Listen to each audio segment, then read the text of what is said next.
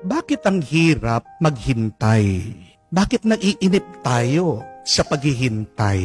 Bakit hindi tayo mapakali pag tayo'y naghihintay? Why is it so difficult to wait? Is it difficult to wait? Or do we make it waiting difficult? Ano po sa tingin niyo? Mahirap ba talagang maghintay? O ginagawa lang natin mahirap ang paghihintay? Ang totoo, kung titignan natin ang ating buhay, dapat sanay tayong maghintay. Bakit po? Dahil ang buong buhay natin ay isang mahabang paghihintay. Tingnan niyo po, bago tayo isinilang, hinihintay na tayo ng ating mga magulang. Hindi po ba? Pagkalabas mo, pag pinanganak ka, ano yung hinihintay ng mga magulang mo sa iyo? Yung magsalita ka, yung gumapang ka, yung tumayo ka na mag-isa. Hindi po ba? Hinihintay ka ng mga magulang mong makapag-graduate. Pag natapos ka na, may nanliligaw sa'yo, hinihintay na nila yung kasalan. Pag kinasal na kayo, yan na naman naghihintay kung kailan kayo magkakaroon ng anak. Hinihintay nyo, kailan nyo matatapos ang inyong mga utang, kailan nyo matutuparan ang inyong mga pangarap, kailan mo makukuha ang iyong dream house, makukuha ang iyong dream car. Hinihintay mo yung panahon na kung saan makakapagbakasyon kayo. Pag may sakit ka, hinihintay mo na gumaling ka.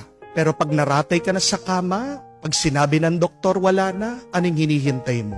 Yung pagpanaw, yung kamatayan. At kahit sa kamatayan, anong hinihintay natin, tayo mga Katoliko, tayo mga Kristiyano? Ang muling pagkabuhay natin, ang pagdating muli ng ating Panginoon. Bakit ang hirap para sa atin ang maghintay? Bakit naiinip tayo? Bakit hindi tayo mapakali sa paghihintay? Na dapat sanay na tayong maghintay. Ano ang problema sa ating paghihintay? Bakit ang hirap nito? Bakit ang bigat nito para sa atin? Alam niyo po ang problema? Ito. Pag tumataas na ang tingin mo sa iyong sarili, nagiging mahirap para sa iyo ang maghintay. When you think so full of yourself, waiting becomes very difficult for you. Pag nagiging self-centered ka, pag nagiging mayabang ka na, pag iba na ang tingin mo sa iyong sarili, ayaw mo nang maghintay. Di niyo po ba napansin yun? Halimbawa po, anong pagkakaiba ng paghihintay ng mahirap sa mayaman? Ang mahirap, maghihintay at maghihintay yan. Tahimik, nagtsatsaga, nagpapasensya. Kasi alam niya wala siyang magagawa. Pero pag mayaman ka, dahil mataas na ang tingin mo sa iyong sarili, dahil iba na ang tingin mo sa iyong sarili, ayaw mo na maghintay. Di po ba? Naghihintay ka sa bangko, dahil sasabihin mo, yung iyong oras mahalaga, sisingit ka. Di po ba?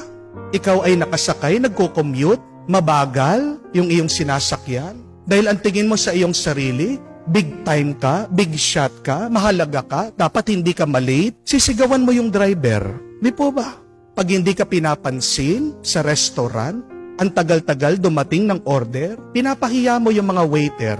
Sinasabi mo, hindi nyo ba ako kakilala? Customer ako dito. The customer is always right.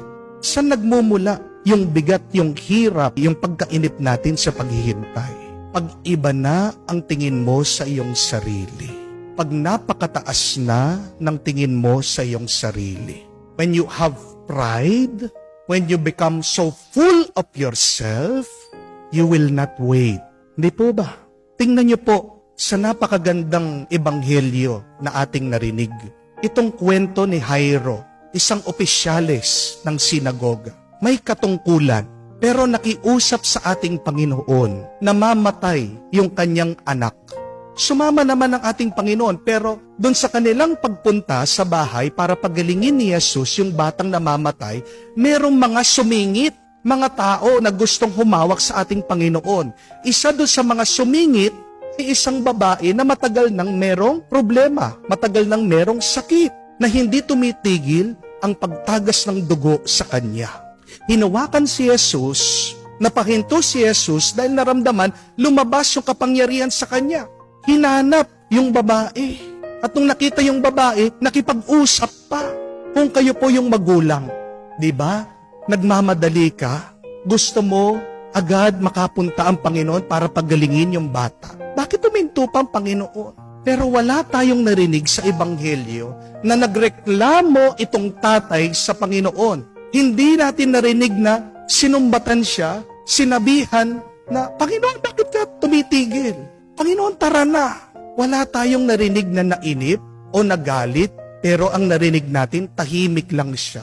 Pinabayaan niya ang Panginoon. Kahit na meron din siyang sariling problema, kahit na siya'y nagmamadali, kahit na gusto niyang habulin yung buhay ng kanyang dalaga. Bakit naging mapagpasensya siya sa paghihintay? Kasi nauunawaan ni Jairo na siya ay nakikiusap lang. Na ang kausap niya, Diyos.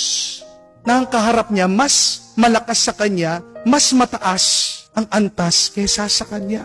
Kaya hindi nahirapan sa paghihintay itong ama dahil nagpapakumbaba siya sa Panginoon. Gusto mo bang maging madali ang iyong paghihintay? Gusto mo bang maging magaan ang iyong paghihintay? Gusto mo bang maging masaya sa iyong paghihintay? Tandaan niyo po yan. Be humble. Ibaba mo ang iyong sarili. Huwag mong itataas ang iyong sarili. Dahil pag iba na ang tingin mo sa iyong sarili, pag punong-puno ka na sa iyong sarili, pag nagmamataas ka na, diyan magmamadali ka at maiinip ka. Amen? Iwasan nating magreklamo sa Diyos pag tayo ay nagdarasal. Tandaan niyo po ito. Doon natural ang magreklamo. Pero pag nagrereklamo ka sa Diyos, anong ibig sabihin? Ay nagmamataas ka na. Iwasan mo sabihin na, Lord, ang tagal naman na mag-successful ang business namin. Iwasan mo sabihin, Lord, ang tagal naman na magbago nitong asawa ko. Lord, bakit ganyan ka naman? Ang tagal naman na tumino nitong biyanan ko. Iwasan mo sabihin na, Lord, dasal na ako ng dasal, simba na ako ng simba, pero hindi pa rin ako gumagaling sa sakit ko. Huwag mo susumbatan ng Panginoon. Iwasan mo magreklamo sa Diyos. Dahil pag ikaw ay nagrereklamo, anong sinasabi mo? Na mas mataas ka pa sa Kanya, na kinokontrol mo ang Diyos. Di po ba? Be humble before the Lord, and you will wait patiently. You will wait peacefully. You will wait happily. Napakaganda po nung dasal ni Haring David. Basahin niyo po sa libro ng awit in the book of Psalms. Sabi niya, wait for the Lord. Take heart. Be strong. Pansinin niyo po yung sinabi ni Haring David. Hintayin mo ang Diyos. Ang Diyos ang hintayin natin. Bakit naiinip tayo? Bakit nagagalit tayo sa paghihintay? Bakit ang hirap para sa atin maghintay? Kasi hindi ang Diyos ang hinihintay natin. Anong hinihintay nyo na napakarami dyan sa atin? Hinihintay ang pera. Hinihintay yung asawa nilang tumino. Hinihintay nilang paggaling nila. Bayaan mo yung mga yan. Hintayin mo ang Diyos. Dahil pag nandyan na ang Diyos, ano man yung problema mo, masasagot niya. Hintayin mo ang Diyos dahil ano man ang kakulangan ng iyong buhay, pupunuin niya.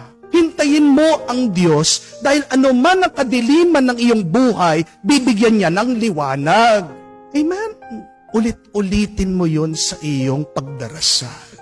Magdasal ka na nagpapakumbaba, pero sabihin mo, I will wait for the Lord. Hihintayin ko ang Diyos dahil naniniwala ako pagdating ng Diyos, anuman ang imposible kong problema, walang kwenta yan sa kapangyarihan niya. Pupunuhin niya ang aking pagkukulang, sasagutin niya ang aking problema.